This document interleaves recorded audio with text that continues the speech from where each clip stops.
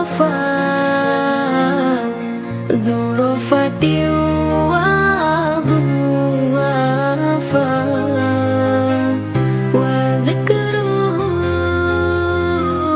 فيه شفاء إذا تمادى بالعلل وذكره فيه شفاء إذا تمادى بالعلل إن الحبيب المصطفى ذو رفة وضوافا وذكره فيه شفاء إذا تمادى بالعلل وذكره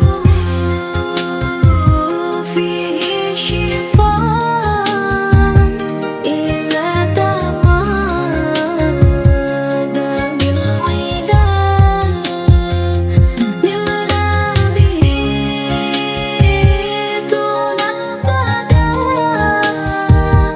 نصرا على كل العدا نلنا به طول المدى نصرا على كل العدا يا شرنا أن يفتدى بالروح منا والقلب يا شرنا أن يفتدى بالروح منا والقلب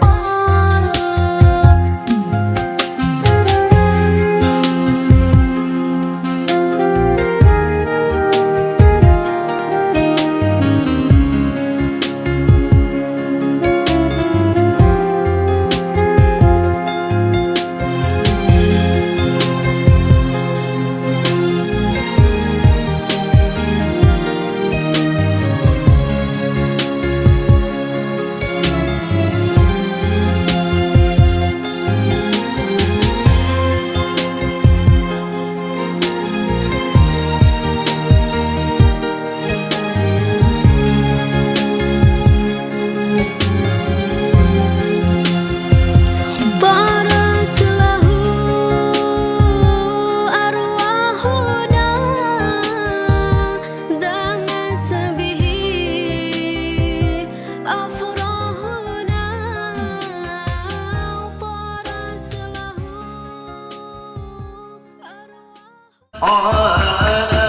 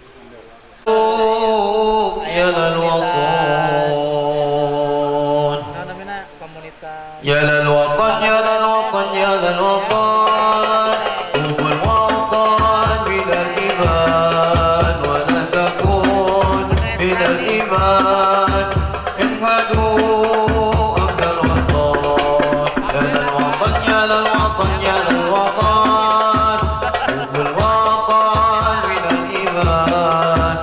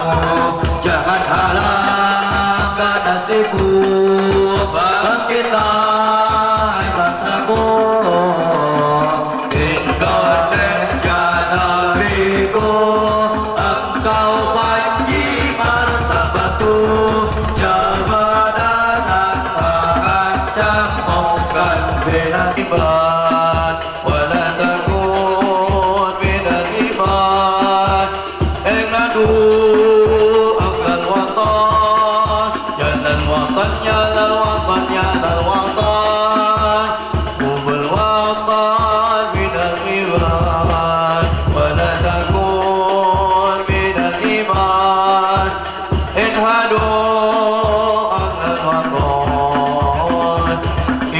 Indonesia miladi أنت عنوان وطننا كل من يأتيك يوم الطبيعي إماما كل من يأتيك يوم الطبيعي إماما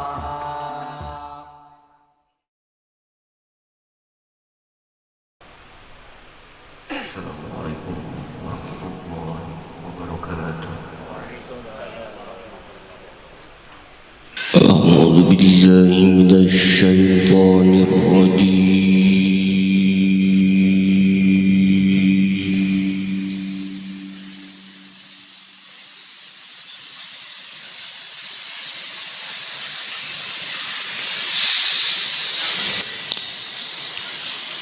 بسم الله الرحمن الرحيم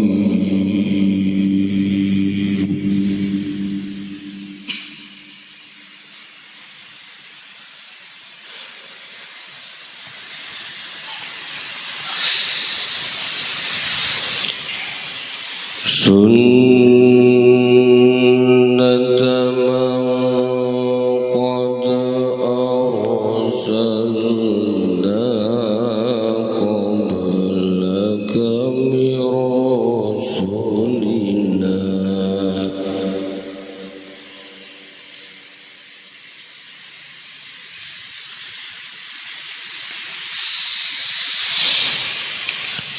ولا تجد لسنتنا تحويلا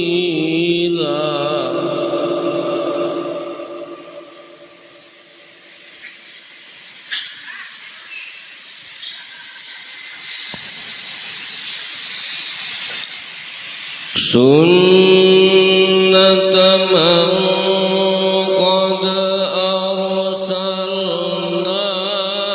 قبلك من رسلنا ولا تجد لسنتنا تحويلا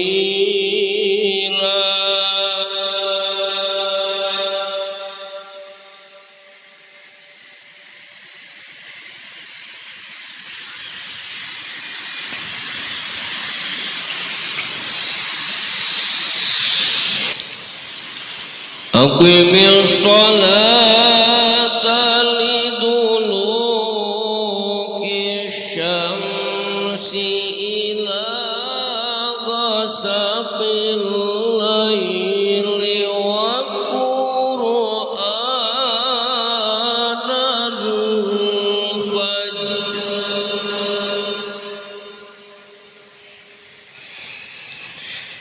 إن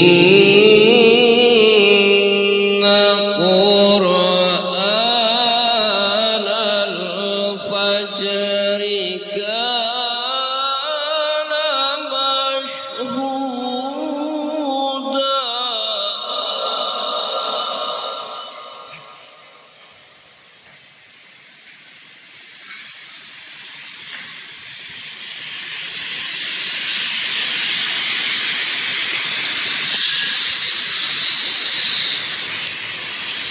أقم الصلاة لدلوك الشمس إلى غسق الليل وقرآن الفجر إن قرآن الفجر كان مشهودا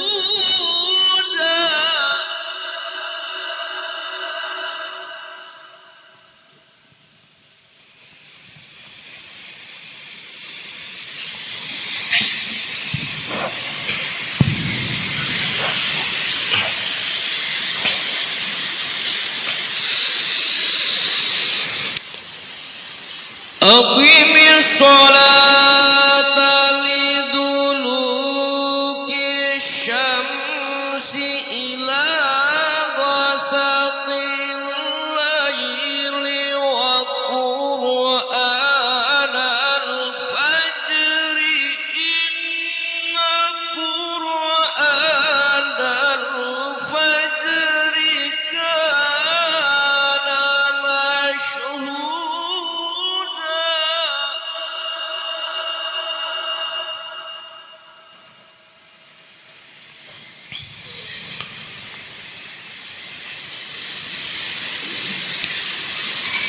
ومن الليل فتهجد به نافلة لك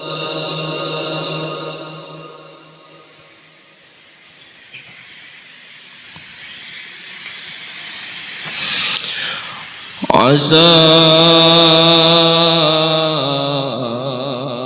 أن يبعثك ربك مقاما محمودا.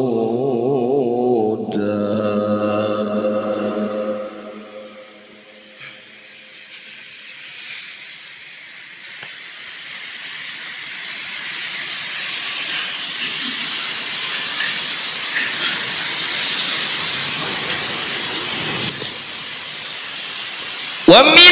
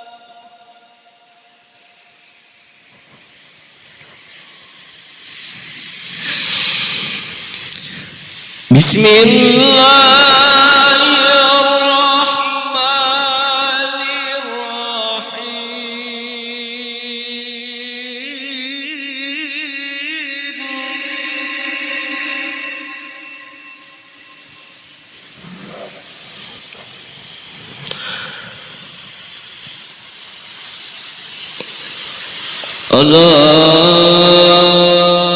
إن أولياء الله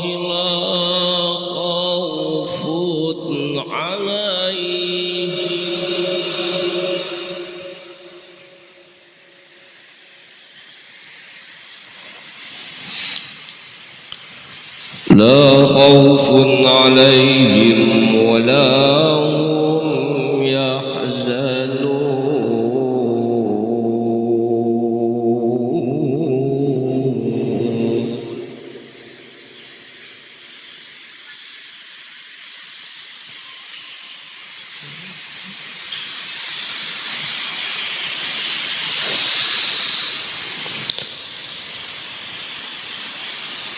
ألا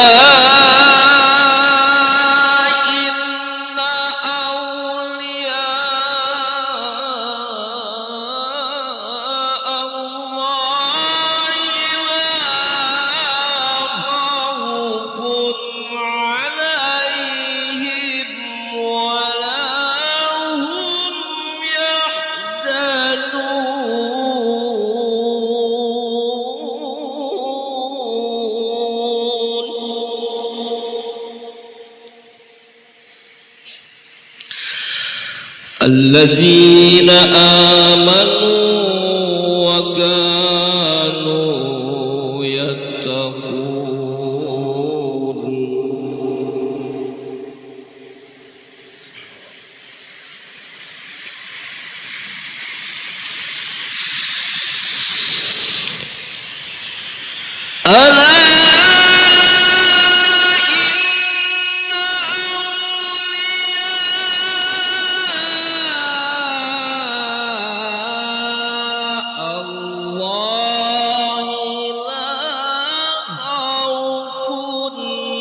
عليهم ولا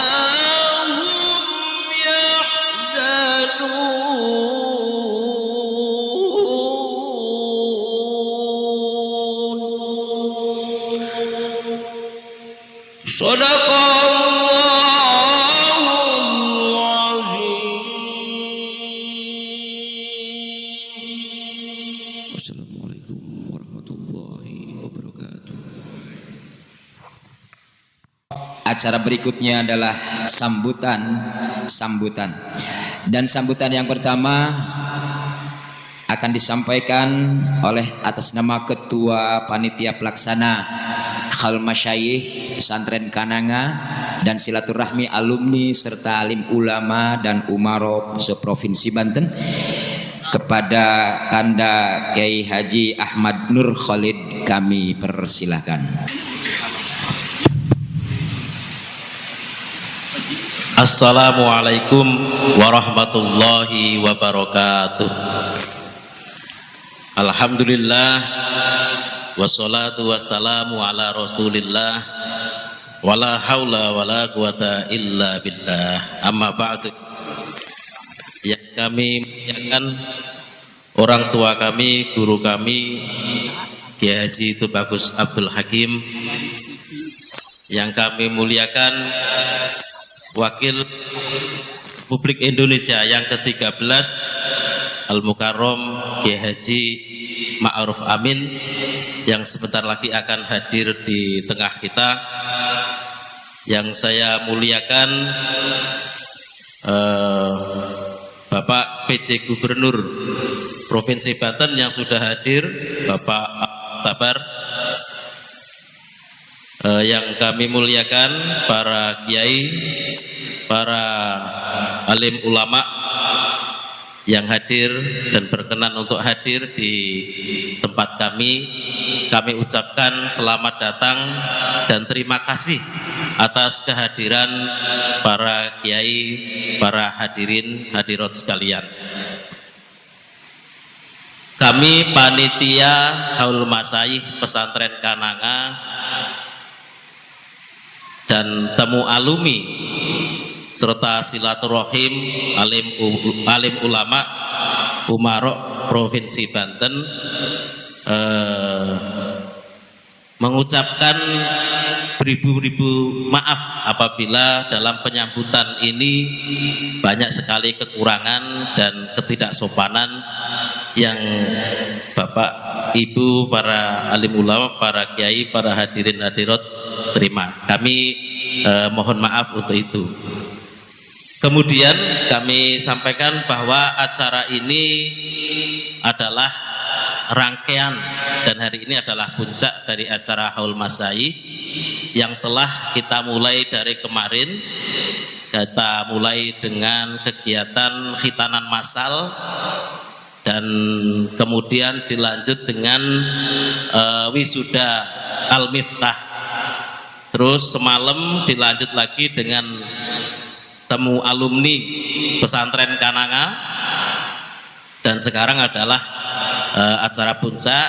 Kita akan mendengarkan tausiah keagamaan dan kebangsaan dari Al-Mukarram Profesor Dr. Honoris Causa Ma'ruf Amin, Wakil Presiden Republik Indonesia yang ke-13. Perlu kami sampaikan bahwa Haul Masyayikh ini dalam rangka menghadiri 3 masyayikh pesantren Kananga. Yang pertama adalah Kiai Haji Tubagus Muhammad Soleh. Beliau adalah perintis pesantren Kananga. Beliaulah yang membawa ilmu daripada Syekh Nawawi Al-Bantani, ya, dari Syekh Nawawi Al-Bantani ke desa Kananga. Yang kemudian usaha beliau itu tidak cukup di situ. Beliau kemudian menurut cerita mengusahakan kepulangan Mas Abdurrahman, Kiai Haji Mas Abdurrahman, yang terkenal sebagai seorang penggerak, ya, penggerak pendidikan di Banten ini. Menurut cerita Abah Muhammad Soleh, Tubagus Muhammad Soleh, menjual 15 ekor kerbau untuk memulangkan beliau dari Makkah Al-Mukarramah. Kemudian perjuangan pesantren Kananga dilanjutkan oleh Kiai Haji Tubagus Ahmad Abdul Hadi Sohiri. Beliau adalah kerabat, murid dan kerabat daripada Kiai Haji Tubagus Muhammad Soleh. Konon beliau ini sangat ahli dalam berbagai aspek, ya. Ahli dalam, selain dalam keilmuan, beliau adalah ahli dalam hal-hal teknis, bahkan dalam hal bangunan, pertanian dan lain sebagainya.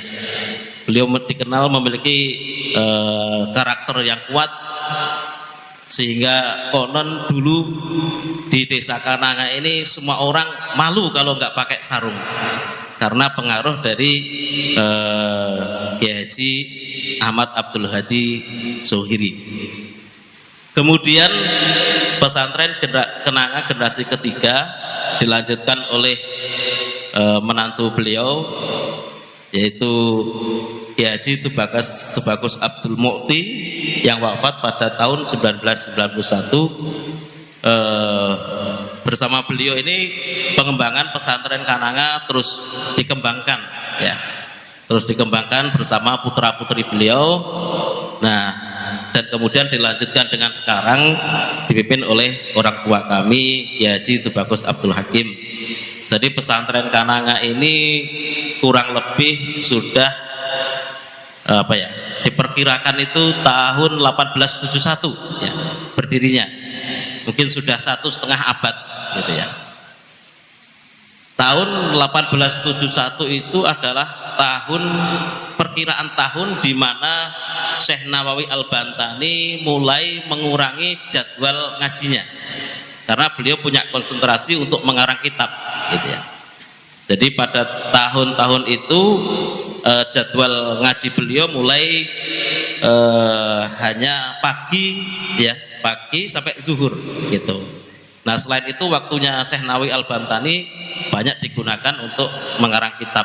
Jadi kalau dilihat dari catatan itu berarti Tubagus Muhammad Soleh, Kiai Haji Tubagus Muhammad Soleh adalah generasi awal murid Syekh Nawawi Al-Bantani yang mondok, gitu ya, yang istilahnya mondok seharian penuh lah mengikuti kegiatan mengaji Syekh Nawawi Al-Bantani. Dan alhamdulillah lentera ilmu dari Syekh Nawawi Al-Bantani itu hari ini masih amanah yang bisa terjaga, tersebar di antara kita semua, yang mungkin sedikit sekali di Nusantara ini yang kira-kira silsilahnya ini masih tersambung dengan begitu jelas begitu, dari Syekh Nawawi Al-Bantani, kemudian ke Tubagus Muhammad Soleh, kemudian ke Tubagus Ahmad Abdul Hadi bin Sohiri, dan kemudian ke Tubagus Abdul Mukti, dan sekarang. Jadi kita sebagai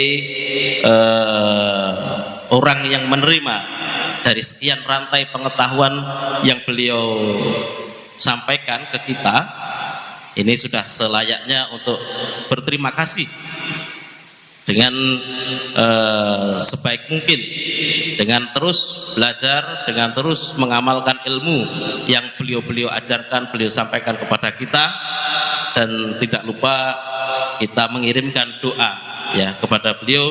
Semoga beliau ini diberikan tempat yang tinggi, tempat yang mulia di hadirat Allah Subhanahu wa taala. Bapak Ibu sekalian, acara Haul Masyayikh pesantren Kananga ini setiap tahun dilaksanakan di pesantren Kananga, dan kami juga sedikit informasikan bahwa pesantren Kananga berkat berkah dari para masyayikh tersebut hari ini telah berdiri, ya, telah mendirikan lembaga pendidikan formal, ya, yaitu SMP Islam Al-Mukti, ya. SMP Islam Al-Mukti ini kami beri nama Al-Mu'ti sebagai sebuah doa, ya, sebuah doa dan permohonan barokah dari Kiai Haji Tubagus Abdul Mu'ti. Dan kemudian kami juga mendirikan SMK Islam Al-Hadi. Nama tersebut kita kasih nama Al-Hadi dalam maksud untuk selain untuk mengenang Tubagus Ahmad Abdul Hadi juga sebagai wasilah barokah. Semoga barokah beliau datang kepada kita semua. Bapak Ibu sekalian, barangkali itu sambutan dari kami selaku Ketua Panitia, kurang lebihnya kami mohon maaf. Sekian kami akhiri. Wallahul muwaffiq ila aqwamit thoriq. Wassalamualaikum warahmatullahi wabarakatuh. Sambutan berikutnya dari perwakilan alumni Pondok Pesantren Kananga, yang dalam hal ini insya Allah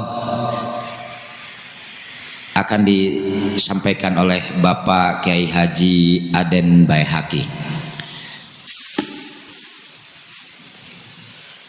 Assalamualaikum warahmatullahi wabarakatuh. Daun salam bungkus opak, jawab salam kurang kompak. Assalamualaikum warahmatullahi wabarakatuh. Daun salam daun talas, jawab salam kurang ikhlas. Alhamdulillah, wassalatu wassalamu ala Rasulillah Muhammad ibni Abdillah wa ala alihi wa ashabihi wa mawalah. Amma ba'du, faqad qala Allah ta'ala fi kitabihil karim, walladzina amanu wattaba'athum dzurriyyatuhum biimanin alhaqnahum dzurriyyatahum wa ma allatnahum min amalihim kullu mri'in bima kasabat rahim. Wa qala Rasulullah sallallahu alaihi wasallam, kullu sababin wa nasabin yanqati'u illa sababi wa nasabi. Hadratil Mukarram, para alim ulama, para asatiz dan juga para asatizah. Wabil khusus tentunya salam takzim, salam hormat saya sampaikan kepada ayahanda abati Abah Tubagus Abdul Hakim beserta keluarga besar. Juga yang saya hormati segenap aparatur pemerintah, wabil khusus tentunya Bapak Ali Muktabar selaku PJ Gubernur. Yang saya hormati Bapak Kapolres, yang saya hormati Bapak Danramil, juga yang saya hormati Bapak Camat Menes, dan juga yang saya hormati Bapak Lurah Kananga, dan seluruh para tokoh. Dalam kesempatan yang sangat berbahagia ini, izinkan saya selaku wakil dari alumni Kananga mengucapkan rasa terima kasih, rasa syukur yang tiada terhingga kehadirat Allah Subhanahu wa Ta'ala, yang mana hingga saat ini kami alumni masih bisa bersilaturahmi.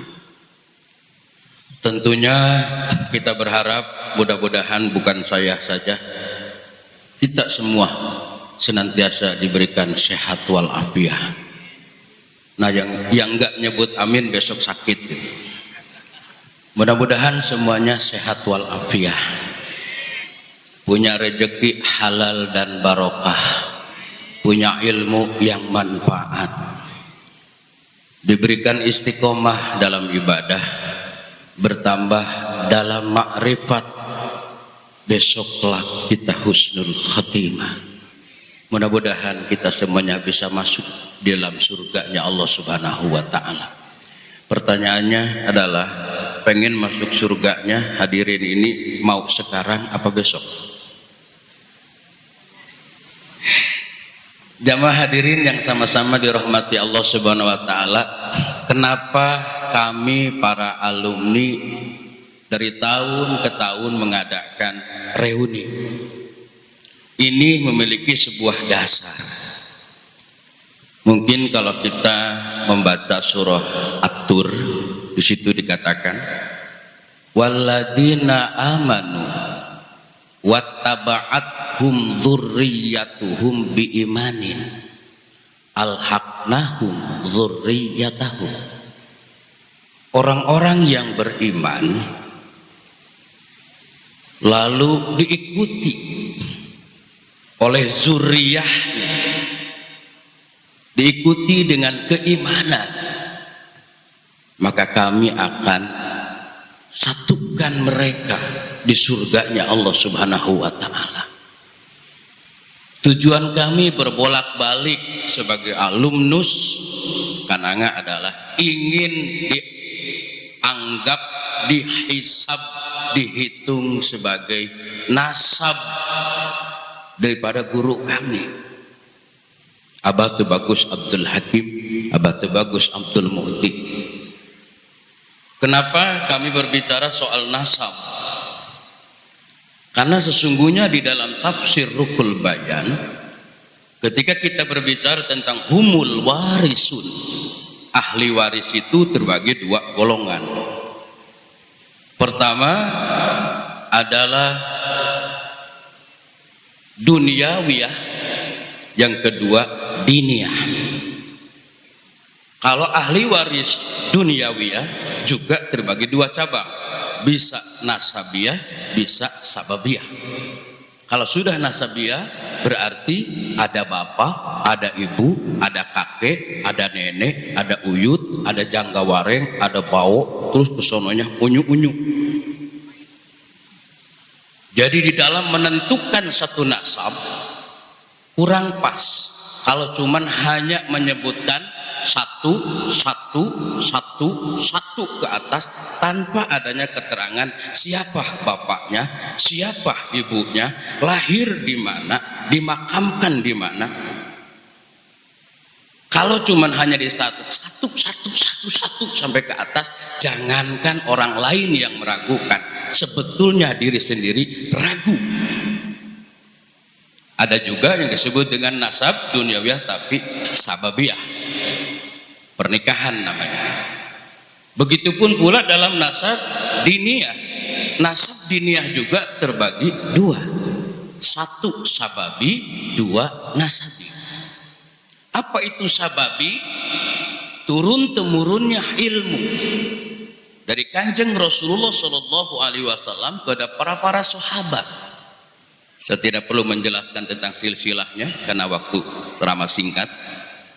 Sehingga Rasulullah pernah ditanya ketika Rasulullah bersabda, kullu nasabin wa nasabin yang qati'u. Setiap nasab, ya, setiap sebab itu putus. Illa sababi wa nasabi, kecuali nasabku dan sababku. Fakila, maka Rasul ditanya, wa ma ahluka ya Rasulullah, siapakah keluargamu? Faqala kullu mukminin taqiyyin. Setiap orang yang beriman dan bertakwa itu nasab ahli warisnya Nabi. Kenapa demikian ya Rasul? Al ulama warasatul anbiya. Ulama itulah ahli warisnya Nabi. Wan nabiyun lam yarisu dinaron wala dirhaman wala duitan. Para nabi tidak mewariskan harta, tidak mewariskan duit, Walakin yurisul ilma, mereka itu mewariskan ilmu. Paman akhadha bihi faqad akhadha bi khadzin wafirin, siapapun yang mengambil ilmunya Nabi, ini merupakan bagian yang paling besar. Nah, oleh karena itu maka saya dakwah dari mulai Banten, Jakarta, bahkan ke daerah Medan, paling jauh ke Kalimantan, termasuk bulan depan saya harus ceramah di Malaysia dalam rangka menghadiri sunatan Ipin. Saya selalu menghimbau, mari sama-sama menjadi inasun, mari sama-sama menjadi manusia. Karena kata Rasulullah, manusia itu Tuhannya satu, manusia itu asalnya satu, dan tidak lagi tafakhur di dalam nasab. Tapi yang terpenting adalah pikirkan bagaimana nasib. Saya tidak mau berpikir soal masalah nasab, tapi pikirkan nasib Islam harus bagaimana. Sehingga dengan demikian patokannya bukan karena gantengnya, bukan karena bodinya, tapi yang kami ambil adalah ilmunya. Nah, saudara-saudara yang sama-sama dirahmati Allah Subhanahu wa taala, jelas para santri termasuk daripada nasab, tapi nasab fi diniyah.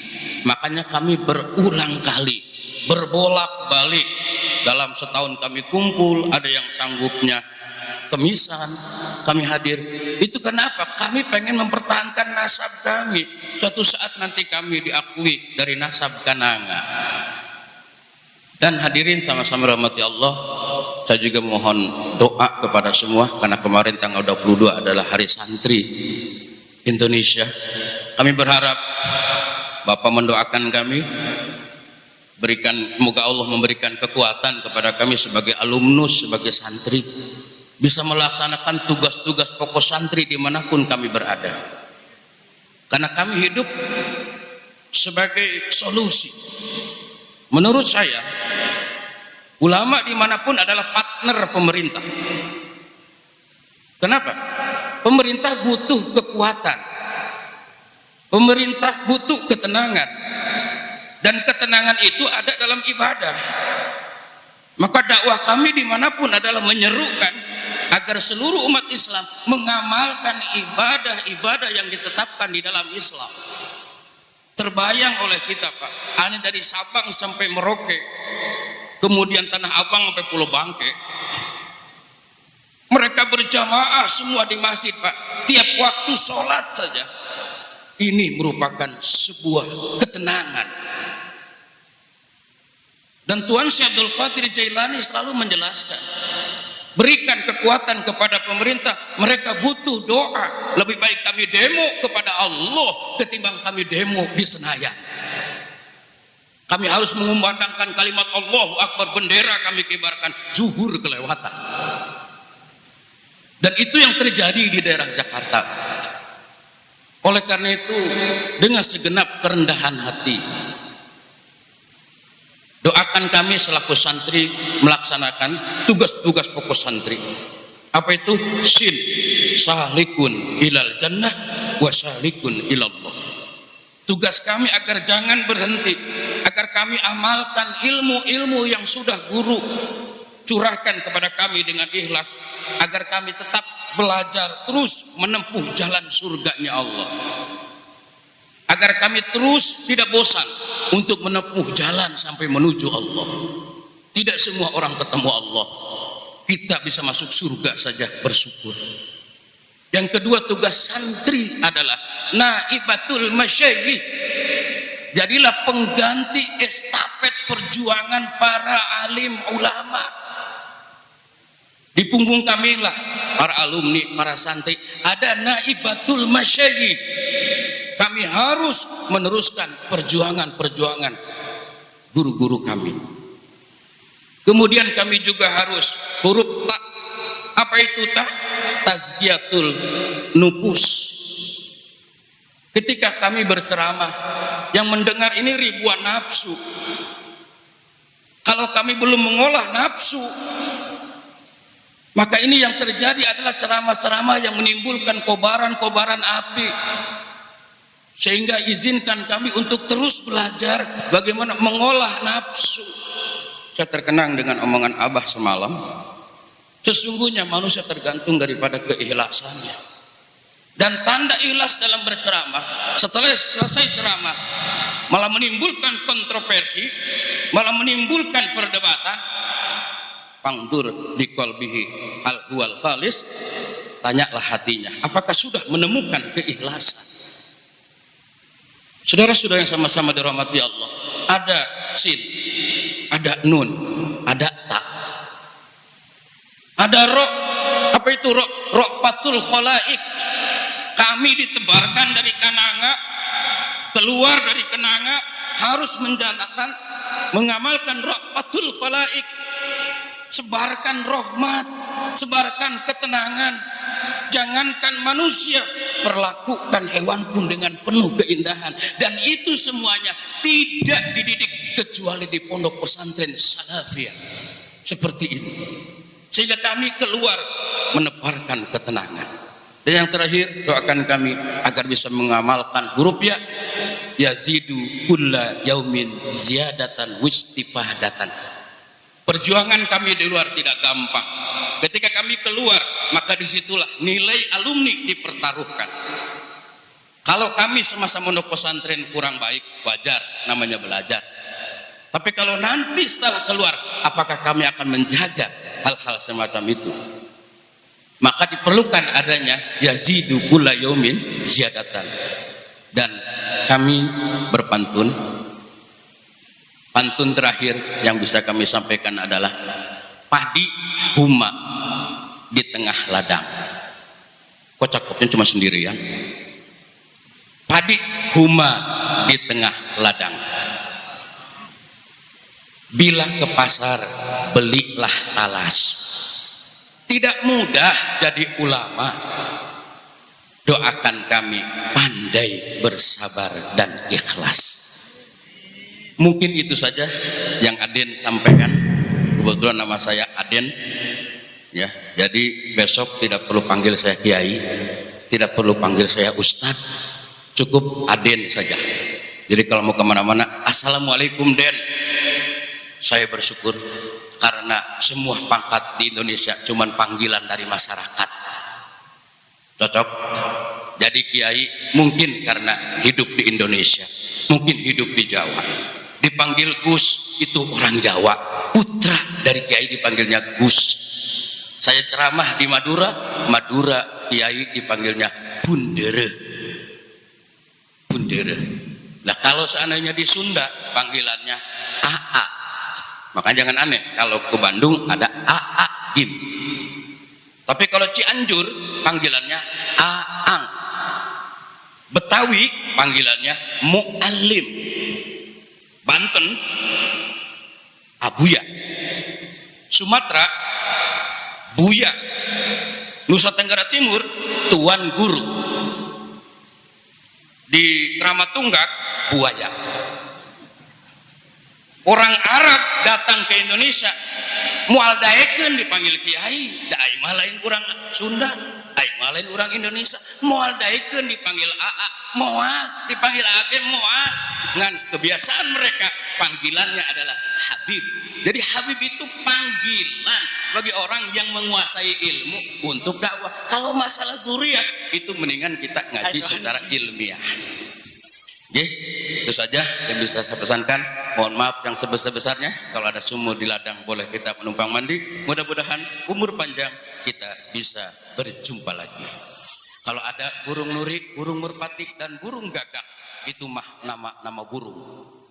Assalamualaikum warahmatullahi wabarakatuh. Sambutan berikutnya dari pemerintah Provinsi Banten yang dalam hal ini akan langsung disampaikan oleh Bapak Dr. Haji Al-Mu'tabar MSc. Beliau sebagai PJ Gubernur Banten. Kepada Bapak Gubernur Provinsi Banten kami persilahkan. Wajib syukru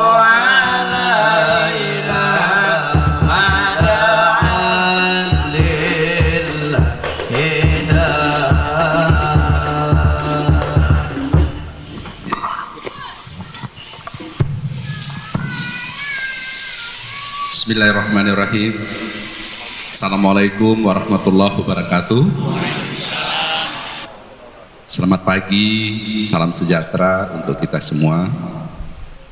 Alhamdulillahirabbil alamin, wassalatu wassalamu ala asyrafil anbiya wal mursalin wa ala alihi wa sahbihi ajma'in, amma ba'du. Dengan tidak henti-hentinya senantiasa kita memanjatkan puji dan syukur kehadirat Allah Subhanahu wa taala, Tuhan yang Maha Esa. Selawat dan salam senantiasa kita haturkan kehadirat junjungan kita Nabi besar Muhammad sallallahu alaihi wasallam. Yang terhormat dan sama-sama kita muliakan Wakil Presiden Republik Indonesia 2019-2024 Profesor Dr. Kiai Haji Ma'ruf Amin yang baru saja tiba dan telah berada di tengah-tengah kita.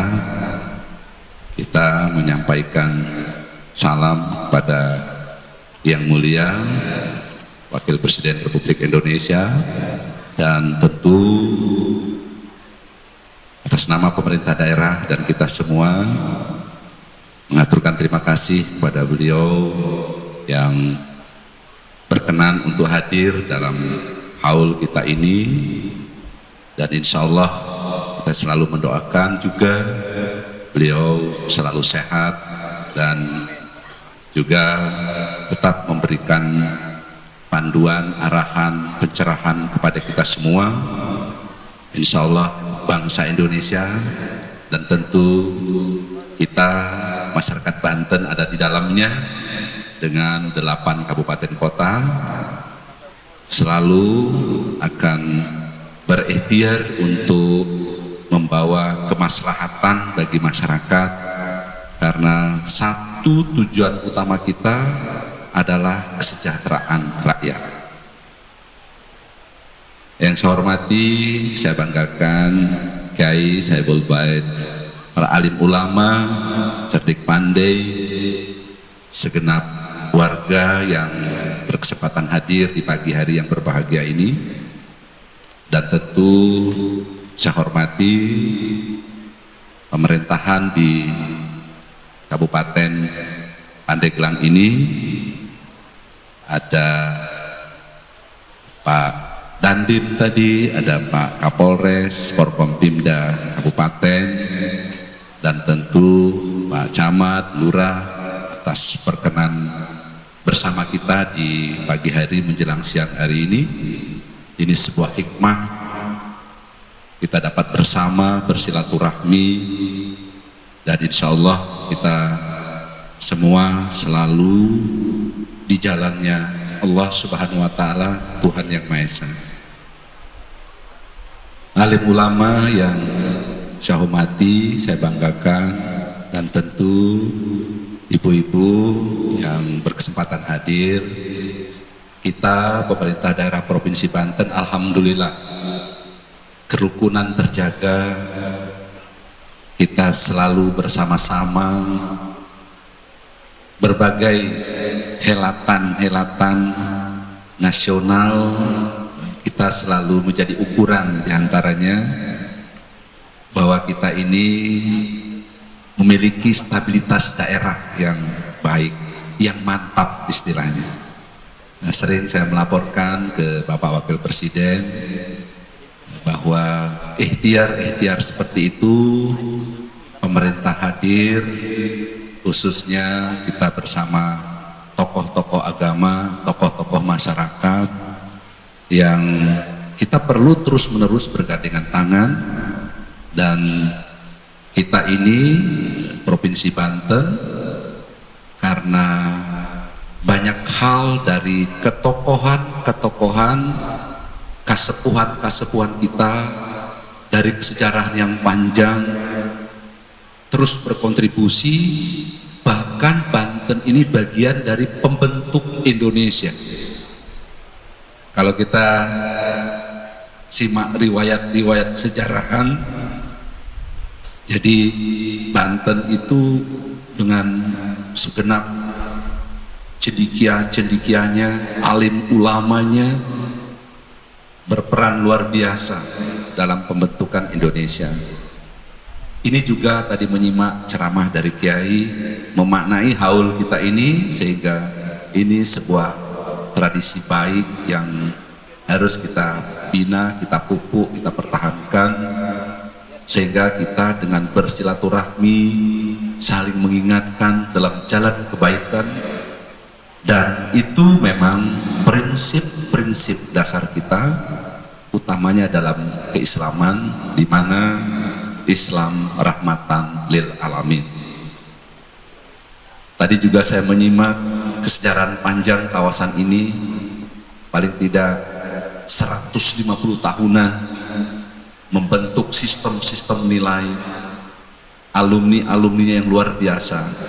Oleh karenanya, atas nama pemerintah daerah mengaturkan apresiasi penghargaan yang setinggi-tingginya serta ucapan terima kasih atas segenap dedikasi kita bersama. Dan kelembagaan ini telah mewariskan keislaman yang kuat, toleransi yang tinggi, sehingga ini benar-benar modal dasar kita dalam membangun Banten. Dan tentu selalu kita sebut Banten untuk Indonesia. Hadirin yang saya muliakan, dan tentu kita berharap pada waktunya nanti Bapak Wakil Presiden 2019-2024 dapat memberikan pengarahan-pengarahan kepada kita, petuah-petuah kepada kita dalam kehidupan sehari-hari, dan khususnya bagi kita dalam menyelenggarakan pemerintahan, pembangunan, dan kemasyarakatan. Mudah-mudahan hikmah besar dari pertemuan kita ini akan membawa kebaikan bagi kita bersama. Hadirin undangan yang berbahagia, saya sampaikan juga di kesempatan ini, pemerintah daerah tentu bersama pemerintah Kabupaten Pandeglang terus berikhtiar dengan segenap tugas dan tanggung jawabnya untuk kita bersama-sama membangun dan terus akan membangun.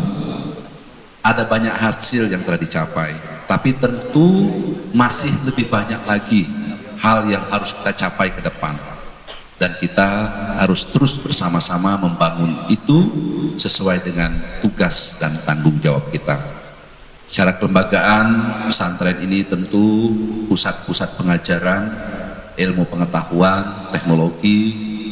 Tadi saya sempat keliling-keliling di belakang melihat ini kawasan luar biasa, kawasan bersejarah, dan tentu ke depan kita akan terus giatkan ini, khususnya di dunia pendidikan. Nah, mudah-mudahan dengan sumber daya manusia yang baik, sumber daya manusia yang berakhlak, kita punya sosial kapital, kita modal sosial kita, untuk kita yakin betul bahwa Indonesia ini akan ada sepanjang masa.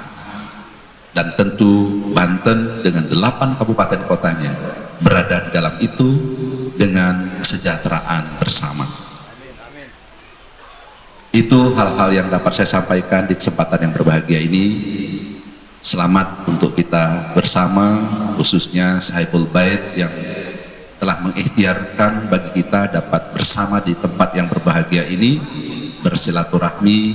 Semoga Allah Subhanahu wa Ta'ala, Tuhan yang Maha Esa, senantiasa memberikan kesehatan, kemampuan, kekuatan kepada kita bersama, sehingga kita dapat melaksanakan tugas dan tanggung jawab masing dalam rangka dedikasi kita kepada bangsa dan negara. Mohon maaf bila ada hal-hal yang kurang berkenan. Terima kasih. Billahi taufiq wal hidayah. Assalamualaikum warahmatullahi wabarakatuh.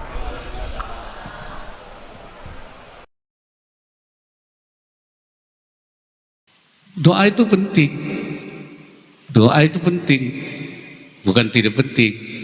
Tapi kiai bukan hanya bisa membaca doa, tapi juga menentukan dalam banyak hal. itu sebagai marja'iyatul ummah, ya, tempat rujukannya umat. Ini sudah mulai kurang.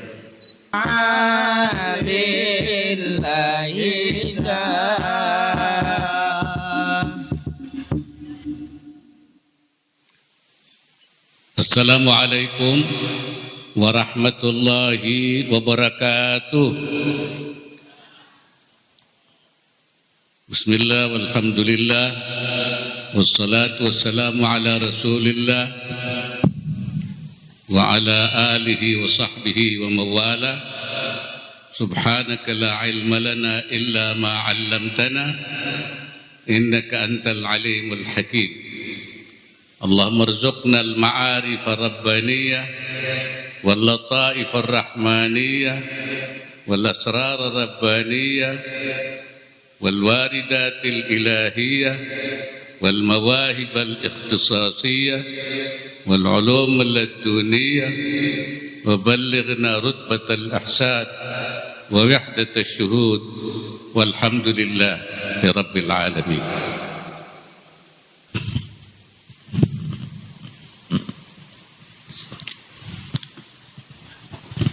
Yang saya hormati PJ Gubernur Banten, Bapak Kapolres Pandeglang, dan para pejabat lainnya, ulama anal kiram wa masyaikhan al-afadil, wabil khusus sahibul ma'had,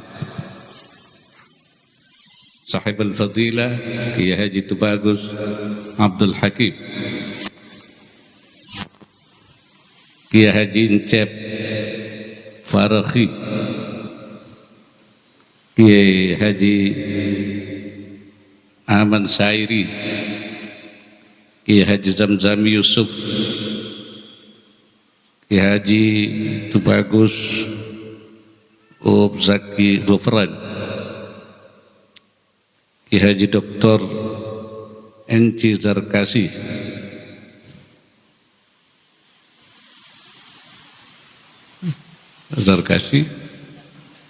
ada ya, Ketua PCNU Pandeglang, dan para ulama-ulama, para asatidz, hadirin sekalian yang saya muliakan. Saya hari ini sangat berbahagia. Saya pernah datang ke sini dulu, jalannya masih jelek ya. Iya, sekarang jalannya sudah bagus, alhamdulillah. Dan saya selepas saya jadi wakil presiden, alhamdulillah saya bisa lebih mudah pergi kemana-mana. Kemarin saya harus dikawal terus oleh ratusan pengawal, jadi susah saya. Kalau sekarang kan sudah enggak, jadi pengawalannya hanya beberapa orang, sehingga saya bisa bertemu kemana-mana, bisa kumpul, bisa hadir bersama-sama dengan para kiai, para hadirin, pada masyarakat. Alhamdulillah. Saya bilang ya, mudah-mudahan saya orang Banten, mudah-mudahan nanti sesudah saya ada orang Banten yang jadi wakil presiden, bahkan jadi presiden dulu perlu ya. Iya, insya Allah. Tapi saya merasa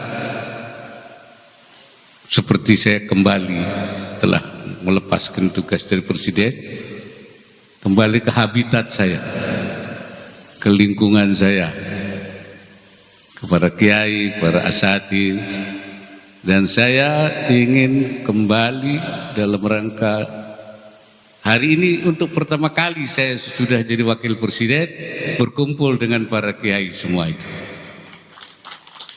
Jadi pertama kali ini saya. Kemarin-kemarin belum, hari ini mulai. Dan insya Allah akan seterusnya saya akan bertemu kemana-mana dalam rangka haul almarhumin, para ulama, para pendiri pesantren. Saya mengajak kita semua ingin mengembalikan peran sentral para kiai. Saya nyebutnya sentralitas kiai.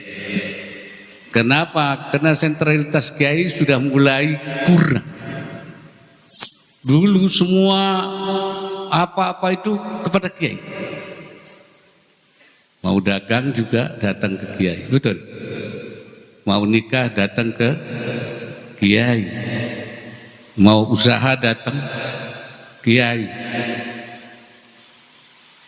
Mengambil langkah-langkah apa? Restu kiai. Sekarang kiai cuma tukang doa saja. Doa itu penting. Doa itu penting. Bukan tidak penting. Tapi kiai bukan hanya bisa membaca doa, tapi juga menentukan dalam banyak hal.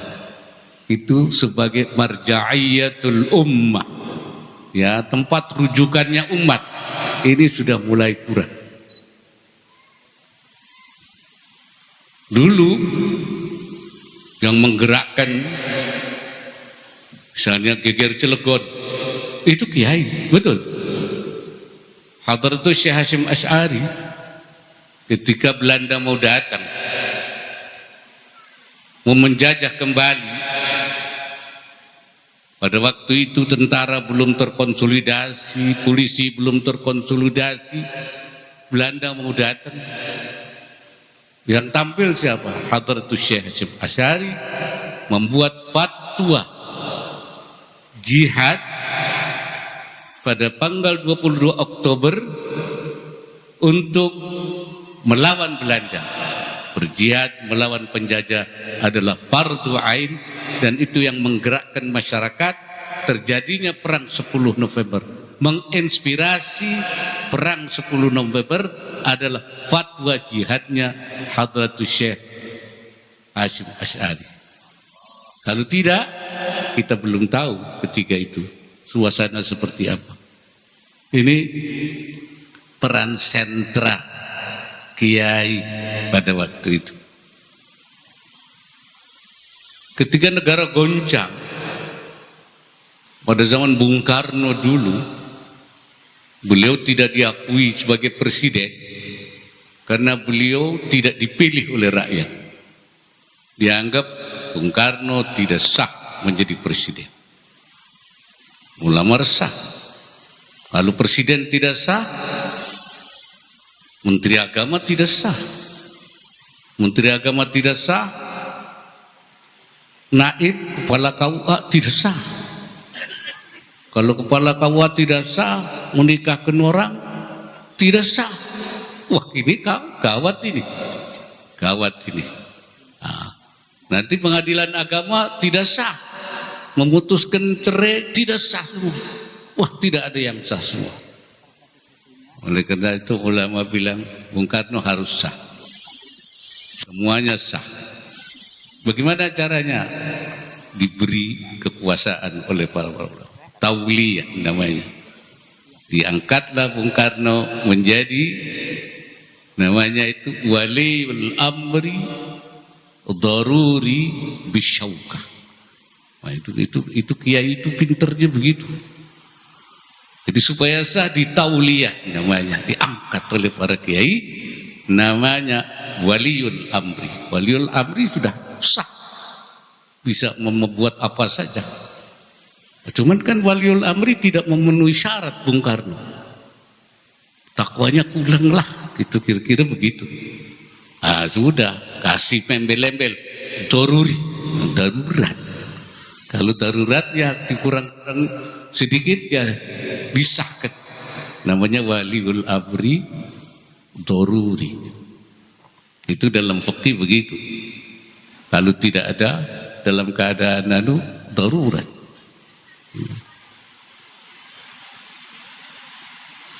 Lil hajah. Bisyauka dalam fikih adanya zu syaukatin. Zu syaukatin itu punya kekuasaan. Bung Karno sebenarnya tidak. Yang punya kekuasaan tentara. Tapi tentara mendukung Bung Karno. Maka itu kalimatnya dirubah oleh para ulama dari bisyauka, dari zu syaukatin, tapi dengan bisyauka, artinya ditopang oleh kekuasaan. Akhirnya Bung Karno jadi presiden sah. Menteri agamanya sah, KUA-nya sah, kawinnya sah. Kalau enggak ada yang sah semua itu. Itu namanya makharij fiqhiyah menjadi makharij wataniyah. Ya, solusi fikih menjadi solusi kenegaraan dan kebangsaan. Ini peran sentral ulama terus berjalan. Belakangan mulai ulama tidak punya peran. Ini harus dikembalikan.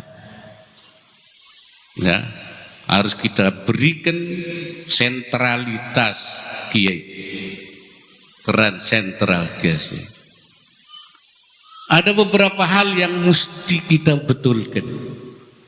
Pertama, antara kiai kurang ada saling terhubung, kurang ittisal. Masing-masing sekarang kiai sendiri-sendiri, fardi. Betul? Sendiri-sendiri. Masing-masing enggak terhubung satu sama lain. Syekh Nawawi Al-Bantani ketika menafsiri, ini kiai sudah pasti baca tafsirnya kan? Wala takunu kalladzina tafarraqu waqtalafu. Wala takunu, kamu jangan seperti orang-orang yang Yahudi. Tafarraqu, berpisah-pisah, waqtalafu, dan ikhtilaf. Syekh Nawawi mengatakan tafarraqu bil udwan, berpisah dengan bermusuhan. Waqtalafu fid din, berpisah-pisah dalam agama. Nah, yang kedua ini yang lebih penting, au tafarraqu bil abdan, atau mereka berpisah badan. Bi ansara kullu wahidin minal akhbari ra'isan fi baladi. Masing-masing pendeta-pendeta Yahudi itu jadi rois di negaranya masing-masing. Ini hubungannya internasional. Ya, ra'isan fi baladi. Jadi masing-masing jadi rais, enggak terhubung. Tidak ada ittisal bainahum, tidak ada. Subakhtalafu, kemudian mereka berpisah. Bi ansara kullu wahidin minhum, masing-masing dari mereka yadda'i annahu 'alal haq, dia mengaku dia sebagai yang benar, wa anna sahibahu 'alal batil, dan temannya yang lain yang di negara lain batil. Masing-masing ngaku hak, yang lain batil. Ra'isan fi baladin, enggak ada keterhubungan antara satu ulama dengan ulama yang lain. Kemudian Syekh Nawawi mengutip pendapatnya Al-Imam Fakhrur Razi, sahibut tafsiril kabir, mengatakan qala al-Fakhrur Razi law ansafta alimta anna ulama'a hadaz zaman, anna aktsara ulama'i hadaz zaman mausufuna bihadhihi sifah. Kata Imam Fakhrur Razi, kalau kalian perhatikan dengan seksama, dengan objektif, kalian tahu bahwa kebanyakan ulama zaman ini bersifat seperti ini. Zamannya Imam Fakhrur Razi tahun berapa itu? Baru ratusan. Zaman itu sudah mulai ra'isan fi baladi. Masing-masing menjadi rois di masing-masing. Nah, kalau saya bilang sekarang lebih parah. Bukan cara ra'isan fi baladin, bahkan bi ansara wahidun minhum ra'isan fi qaryatin. Sekarang banyak di antara ulama itu bukan rais di balad, tapi di kampung-kampung, di kabupaten-kabupaten, di kecamatan-kecamatan sendiri-sendiri, tidak terhubung, tidak muttasil bainal ulama. Tidak ada bahasa kerennya itu, tidak ada konektivitas. Nah, bahasanya Pak Gubernur itu ya. Tidak ada konektivitas antar ulama. Masing-masing mengambil pendapatnya sendiri, berijtihad sendiri, mengambil sikap sendiri, ghairu muttasil bainal ulama. Nah, ini sampai-sampai Imam Fakhrul Razi, nas'alullah al-afwa war rahmata, mohon ampun dan mohon rahmat kepada Allah. Oleh karena itu connectivity ulama, ittisalul kiai bainal kiai wal kiai, ini harus kita rajut kembali, kita connect kembali, kita sambung kembali. Jangan masing-masing sendiri-sendiri, ya, nanti tersesat sendiri-sendiri. Ini itu kalau kita lihat tafsir dari Syekh Nawawi saja sudah mengingatkan kepada kita untuk bangun. Bagaimana kita bisa mengambil peran kiai menjadi sentral, tersambung saja, tidak satu sama lain. Tidak ada connectivity, tidak ada konektivitas. Ini yang pertama saya kira ini harus dibangun lagi. Ini kita jahit lagi, ulama-ulama jangan sendiri-sendiri, nanti banyak macan, dicekam macan sendiri-sendiri itu. Harus ada ketersambungan, konektivitas antara kita masing-masing. Ini yang pertama ya. Yang kedua yang harus dibangun itu sumudul kiai, sumud ketangguhan. Harus tangguh kiai ini. Jangan tidak tangguh, jangan goyah. Ya, bahasanya kalau bahasanya Pak Gubernur itu namanya resiliensi. Kiai harus memiliki sumud, resiliensi, ketangguhan. Kalau tangguh ini bahaya. Ya, tidak akan menjadi sentral lagi, enggak tangguh. Saya teringat tafsir Ibnu Katsir ketika menafsiri laqad kana lakum fi rasulillahi uswatun hasanah liman kana yarjullaha wal yawmal akhirah wa dzakarallaha katsira. Kata Imam Ibnu Katsir, wa hadhil ayatul karimah ya aslun, apa itu, sebagai pokok fi ta'assi bi Rasulillah sallallahu alaihi wasallam fi aqwalihi wa af'alihi wa ahwalihi. Ayat ini merupakan tonggak untuk kita bertaassi, artinya ikuti apa yang dilakukan oleh Rasulullah, ucapannya, pekerjaannya, halnya, segala halnya.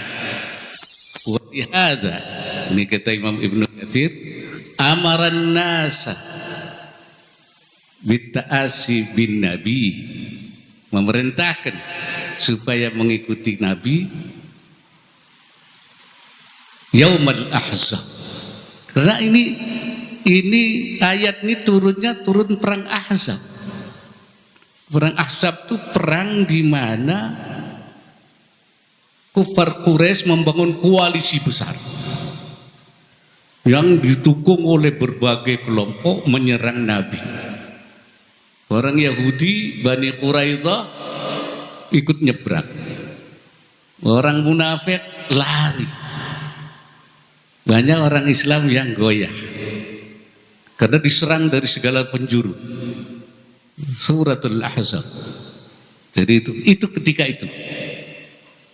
Nah, ayat ini turun untuk mengikuti Nabi dalam rafi sabrihi wa musabaratihi wa murabatatihi wa mujahadatihi, ya, dan apa namanya itu, wa munazaratihi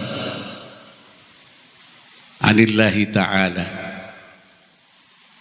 untuk sabarnya, sikapnya, perjuangannya, supaya jadi ayat laqad kana Rasulullah itu supaya kita meniru Rasulullah, kesabarannya, ketangguhannya di dalam menghadapi perang Ahzab itu. Walihada kata Imam Ibnu Katsir, qala Allah Ta'ala lilladzina taqallaqu wa tadajjaru wa tazalzalu wa tarabu fi amrihim yaumal ahzab. Karena itu Allah berfirman bagi orang yang ragu, yang bingung, yang gundah pada perang Ahzab, laqad kana lakum fi Rasulullah. Jangan ragu, jangan itu, ya, itu tiru Rasulullah sallallahu alaihi wasallam supaya tidak terjadi. Ini saya bilang tadi, jangan tangguhannya. Lihat gimana Rasulullah tangguhnya dengan. Kemudian Allah mengatakan, orang-orang walladzina yu'minuna, ya,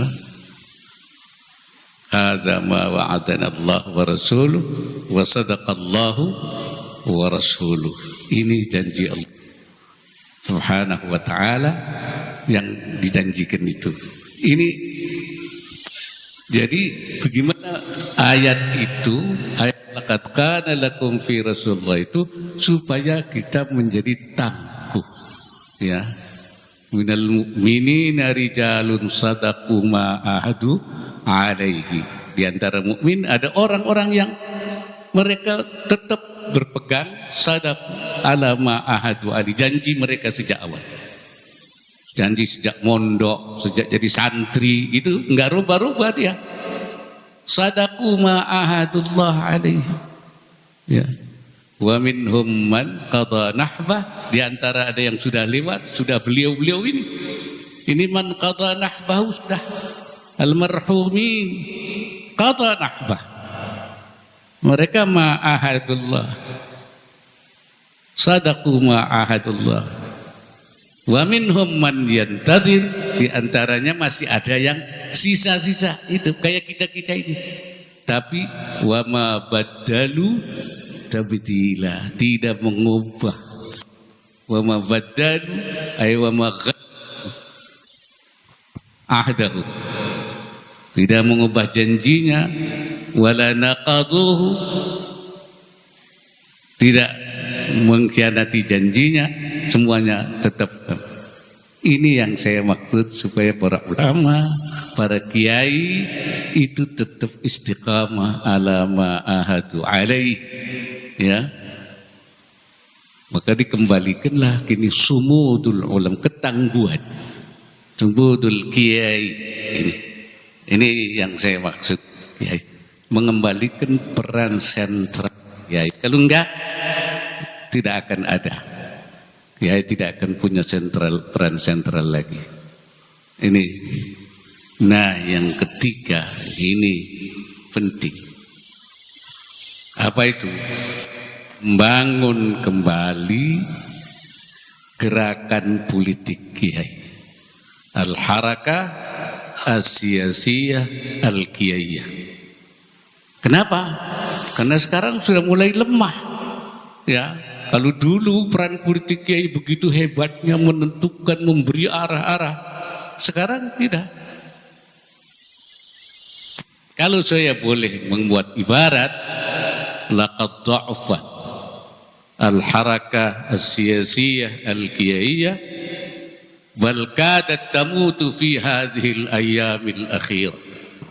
Telah melemah gerakan perpolitikan kiai fil alami siyasi al-Indonesi, di dalam situasi perpolitikan Indonesia, bal kadat tamutu fi hadhil ayyamil akhirah, bahkan hampir mati pada akhir-akhir ini.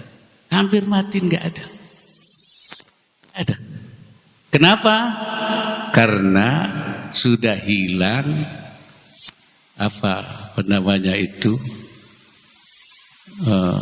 al-wa'yu siyasi, kesadaran politik kiai sudah ada. Laqad zala al-wa'yu siyasi an aktsaril kiai. Telah hilang kesadaran politik dari kebanyakan kiai. Enggak ada, kesadaran politiknya sudah enggak ada. Karena menganggap bukan urusan kiai. Politik bukan urusan kiai. Kiai itu urusannya ngaji, dakwah, itu urusan politik bukan urusan kiai. Nah ini ketika kesadaran politik itu hilang, ya hilang peran politiknya kiai. Sentralitas kiai hilang semuanya. Nah itu. Padahal semua hal penting ditentukan oleh keputusan politik, betul? Undang-undang siapa yang menentukan? Keputusannya politik. Calon presiden, wakil presiden, keputusan politik. Aturan-aturan, keputusan politik. Jadi kalau itu bukan urusan kiai, iya, yang menentukan undang-undang, menentukan aturan, menentukan calon presiden, wakil presiden dan semuanya, iya, bukan urusannya kiai. Laqad zala al-wa'yu siyasi an aktsaril ulama, telah hilanglah kesadaran perasaan politik dari kalangan ulama. Jadi ini hilang perannya itu. Padahal politik bagian daripada perjuangan yang untuk kita memberikan arah bangsa dan negara ini. Saya menyebutnya sebagai jihad islahi, perjuangan perbaikan. Jihad itu ada dua menurut saya. Satu namanya jihad qitali, jihad perang. Kedua jihad islahi, jihad perbaikan. Jihad qitali itu jihad untuk mempertahankan. Nabi perang, jihad itu mempertahankan. Karena diserang, karena diusir. Udzina lil ladzina yuqatilunakum wa yukhrijukum min diyarikum an tuqatiluhum. Boleh kita kalau kita diserang, diusir, di apa? Kita nyerang. Memerangi mereka. Difa'i namanya. Untuk defense, untuk mempertahankan. Itu jihad qitali yang dilakukan oleh Nabi. Fatwa jihad Hadratus Syekh Hasyim Asy'ari itu jihad qitali untuk perang melawan penjajahan. Kalau tidak ada fatwa itu kita tidak tahu nasib kita. Itu jihad qitali. Geger Cilegon itu jihad qitali, itu perang melawan Belanda, betul? Itu jihad qitali. Jihad islahi adalah jihad yang sifatnya perbaikan. Jihad ini yang seterus menerus, istimarari, yang bahasa sekarangnya berkelanjutan.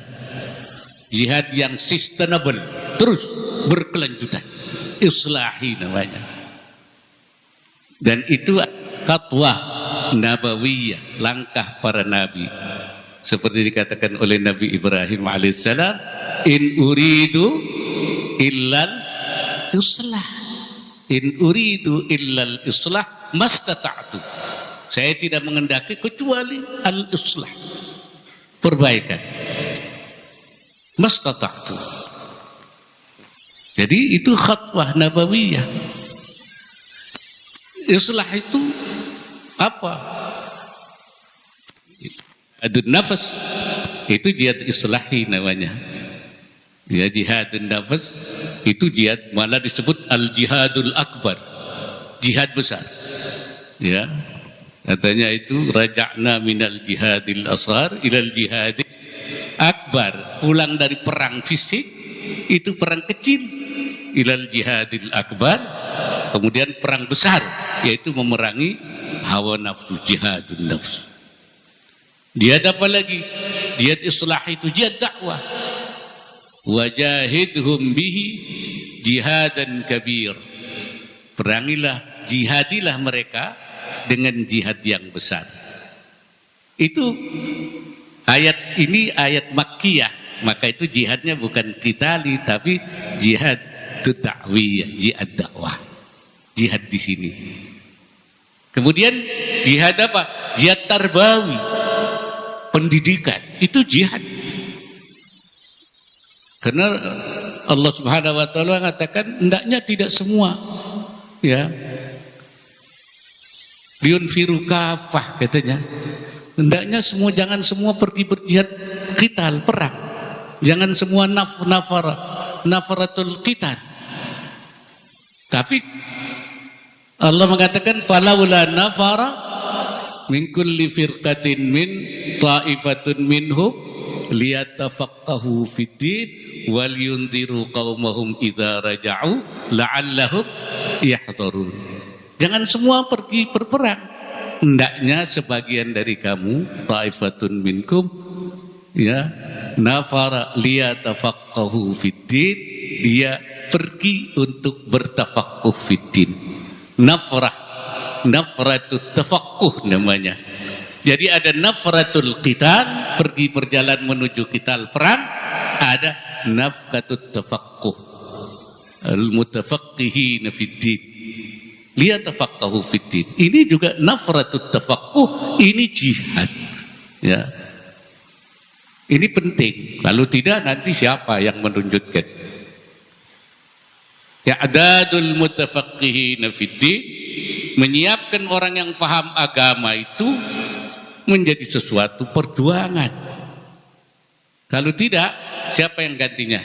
Para ulama. Padahal ulama tidak semuanya akan hidup terus. Ini beliau-beliau yang kita hauli ini sudah tidak ada dipanggil, ganti anaknya, ganti lagi anaknya. Jadi bagaimana meregenerasi? Karena Rasulullah mengatakan innallaha la yantazi'ul ilma intiza'an min sudurin nas. Allah tidak mengambil ilmu dari hati manusia. Walakin yantazi'uhu biqabdil ulama, tapi Allah mengambil ilmu dengan mengambil ulamanya. Jadi kalau ulamanya diambil, ilmunya diambil. Kalau kiai meninggal, ya rumahnya dibawa apa tidak? Tidak. Istrinya tidak. Kalau dibawa nggak ada yang mau jadi istri kiai, sebab nanti dibawa.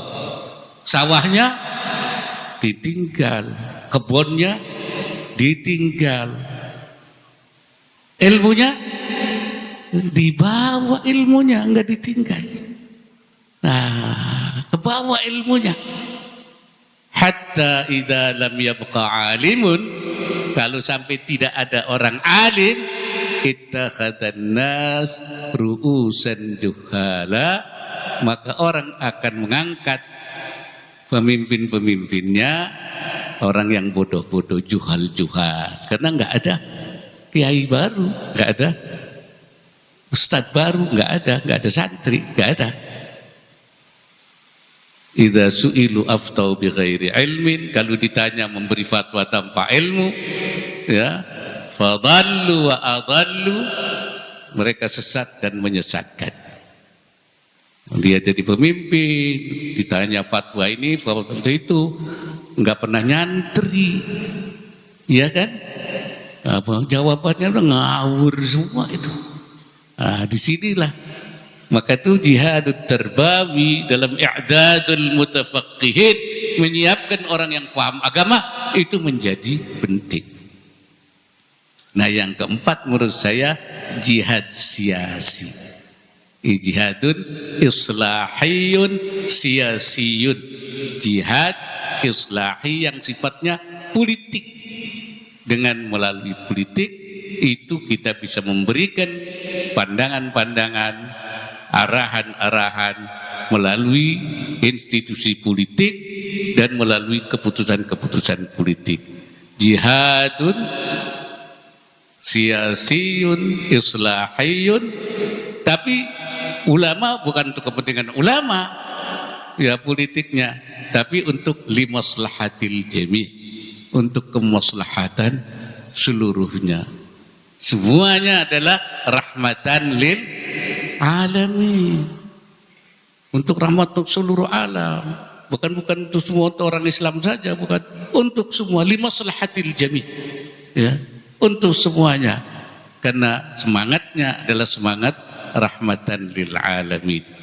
Nah, ini hal-hal yang saya ceritakan tadi itu, konektivitas, ya, silah bainal ulama, bainal kiai, kemudian sumud, ketangguhan kiai, kemudian peran politik kiai di dalam rangka memberikan bimbingan dan kepada masyarakat, ini nantinya akan bisa memberikan kembali peran sentral, sentralitas kiai di dalam kehidupan bermasyarakat, berbangsa dan bernegara. Oleh karena itu, mari kita, istilahnya itu i'adati bina'il haraka as-siyasiyah al-kiyaiyah, kembali kita bangun gerakan politik kiai, semangat daripada rasa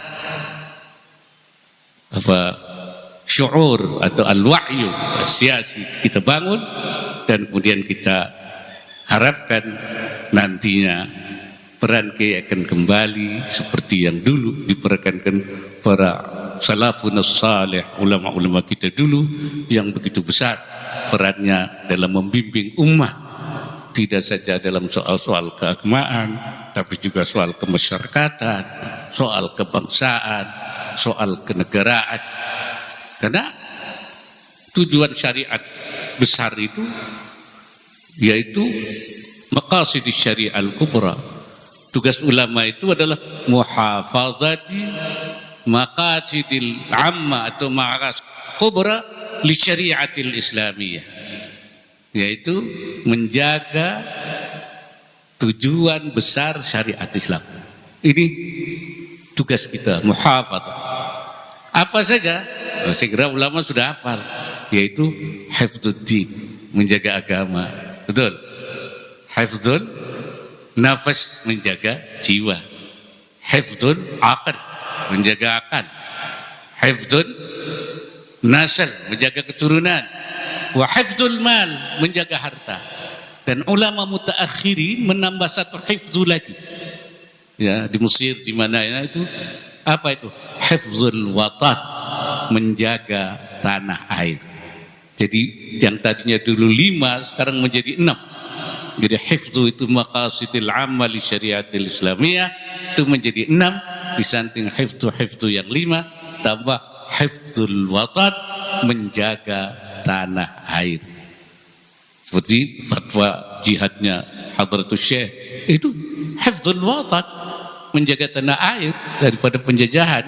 Sebab dengan terjaganya tanah air dari gangguan-gangguan dari penjajah, maka 5 hifdzu yang lain akan menjadi terjaga.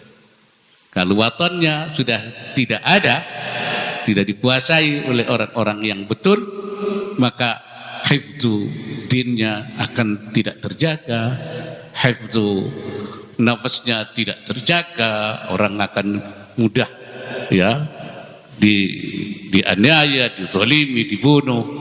Hifdzul akalnya juga, akalnya tidak sehat lagi. Padahal akal itu yang paling, akal sehat itu paling penting. Dalam agama itu akal sehat itu paling penting. Ini harus dijaga. Di dalam Al-Quran Allah mengatakan, hal yastawil ladina ya'lamuna wal ladina la ya'lamun. Apa orang yang punya ilmu dengan tidak punya ilmu sama apa tidak? Tidak. Orang punya ilmu lebih tinggi derajatnya. Yarfa'illahu alladhina amanu walladhina utul ilma darajat. Allah memberikan orang beriman dan punya ilmu derajat yang tinggi. Jadi orang yang punya ilmu itu tidak sama dengan orang tidak punya ilmu. Karena itu harus diberi ilmu. Tetapi itu tidak cukup. Karena itu Allah mengatakan, wa ma yatadzakkaru wa innama yatadzakkaru ulul albab. Yang bisa mengambil ibarat bukan hanya orang yang punya ilmu, tapi innama yatadzakkaru ulul albab. Yang bisa mengambil pelajaran itu adalah yang ulul albab. Ulul albab itu siapa? Mufassirun mengatakan yaitu zawul uqulil khalisah. Orang yang punya akal yang khalis, yang bersih, yang sehat. Syekh Nawawi Al-Bantani menyebutnya zawul uqulis safiyah. Safi itu bersih. Jadi kalau ahli tafsir yang lain menyebutnya khalisah, Syekh Nawawi Al-Bantani as-safiyah, safi.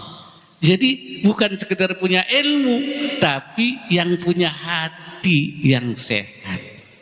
Dan punya ilmu pun, ilmu bisa saja ya enggak berguna. Betul. Ilmu itu bisa tidak berguna kalau hatinya tidak khalisah, tidak safiyah. Jadi aklun safin wa aklun khalis itu penting. Saya kira para kiai ingat, Allah memperingatkan kepada kita dalam Al-Quran, watlu alaihim naba'alladzi atainahu min ayatina fansalakha minha. Nah ini, watlu alaihim, bacakan kepada mereka Muhammad naba'alladzi atainahu min ayatina, orang yang saya beri ayat-ayat, jadi punya ilmu dia. Atainahu min ayatina fansalakha minha, tapi dia melepaskan diri dari ayat itu. Punya ilmu, ilmunya dilepaskan. Fa'atba'ahu syaitan, maka diikuti oleh setan. Fakana minal ghawin, maka dia menjadi orang yang sesat. Tidak punya ilmu, punya ilmu tapi insalakha minha, dia insilah, melepaskan diri dari ilmu yang dia pakai itu. Apa kata Allah? Walau syi'na la rafa'nahu, kalau saya mau, kata Allah, saya bisa angkat dia, bisa angkat. Walakinnahu akhlada ilal ardi, tetapi dia lebih memilih mengekalkan dirinya di bumi. Artinya dia tidak mau, tapi dia lebih memilih urusan bumi. Urusan bumi itu artinya urusan jasad turabi, urusan kepentingan perutnya lebih penting. Walakinnahu akhlada ilal ardi. Syekh Nawawi Al-Bantani mengatakan, walakinnahu akhlada ilal ardi mala ilad dunia, dia lebih suka dunia. Ayatnya dilepas, tapi dia lebih suka dunia. Wattaba'a hawahu, dan mengikuti hawanya yang rendah. Nah ini hati-hati. Jadi jangan merasa kita punya ilmu aman, tidak aman, belum aman. Watlu alaihim famatsaluhu kamatsalil kalbi, dan seterusnya. Artinya ayat ini memberikan kepada kita sinyal dari Allah, hati-hati. Ashabul ilm itu juga artinya harus menjadi orang yang zawul uqulil khalisah atau zawul uqulil safiyah, atau yang dalam Al-Quran disebut harus menjadi orang yang ulul albab. Innama yatadzakkaru ulul albab. Hadirin sekalian, saya kira hal ini menjadi begitu penting buat saya, buat kita semua, untuk kita membangun kembali yang saya sebut tadi, sentralitas kiai, sentralitas ulama di dalam kita membangun masyarakat, bangsa dan negara. Mudah-mudahan uswah hasanah dari Rasulullah, uswah hasanah dari para ulama-ulama kita, as-salafun as-salihun, itu jadi pedoman buat kita. Dan saya alhamdulillah selepas dari Presiden, saya ingin kembali bersama kiai-kiai dan kita membangun kembali peran-peran kiai supaya lebih sentralistik nantinya ke depan, sehingga bisa memberikan arahan, memberikan bimbingan dan tuntunan kepada masyarakat supaya kita kembali kepada ihdinas siratal mustaqim, siratal ladzina an'amta alaihim, yaitu jalan orang-orang yang diberikan nikmat oleh Allah minan nabiyyin was-siddiqin wasyuhada was-salihin, bukan mengikuti ghairil maghdubi alaihim, bukan jalan-jalan al-maghdubi yang dimurkai oleh Allah, bukan siratal dhalin walad dhalin, yaitu orang-orang yang sesat, minal fusaqi wal kufari, dari orang-orang yang fasik, orang-orang kafir yang tidak membawa kepada as-siratal mustaqim. Saya kira itu yang dapat saya sampaikan kepada hadirin sekalian, para kiai, para ulama. Semoga kita diberikan bimbingan oleh Allah Subhanahu wa taala. Hadanallah wa iyyakum ajma'in ila aqwamit thariq. Wallahu al-muwaffiq ila aqwamit thariq. Wassalamualaikum warahmatullahi wabarakatuh. Waalaikumsalam warahmatullahi wabarakatuh.